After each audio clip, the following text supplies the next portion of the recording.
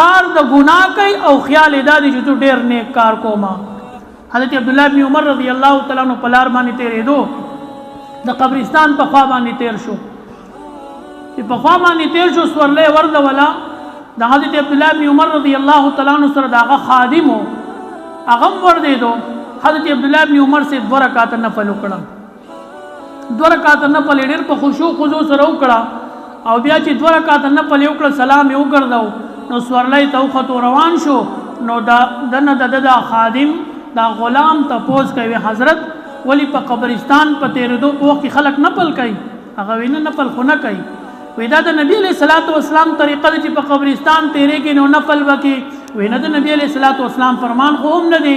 وی حضرت تا ولی دې کارو کو چې نه د نبی علیہ السلام طریقه ده او نه نبی علیہ الصلوۃ والسلام فرمایلی دي نو ته د قبرستان په خوا تیرېږي تا د 2 رکعات نفل ولی وکړه. نو حضرت عبد الله بن عمر رضی الله تعالی عنہ ته ډېر عجیب خبر وکړه.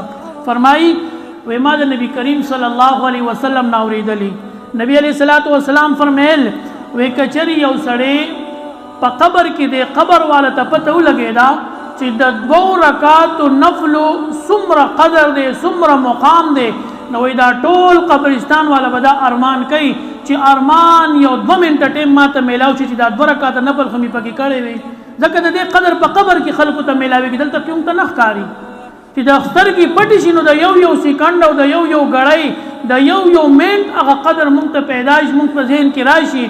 عبد الله بن عمر رضی الله تعالی عنہ فرمایل وی دا خلق اوس ارمانونه کوي چې کاش یو 2 منټه ټیم وي چې 2 رکعات نفل پکې وکړو.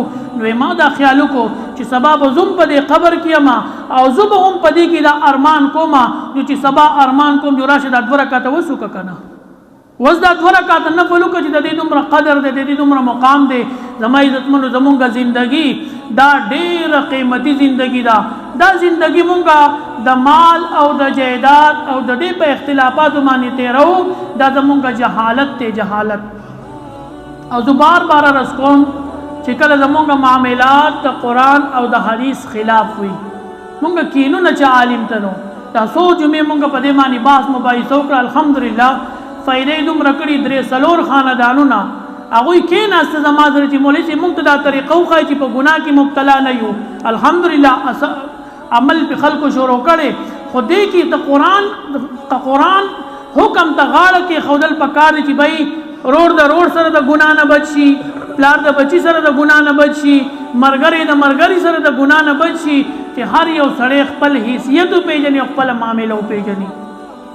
نو زمونږه معامله داسې ده چې معامله د قرآن او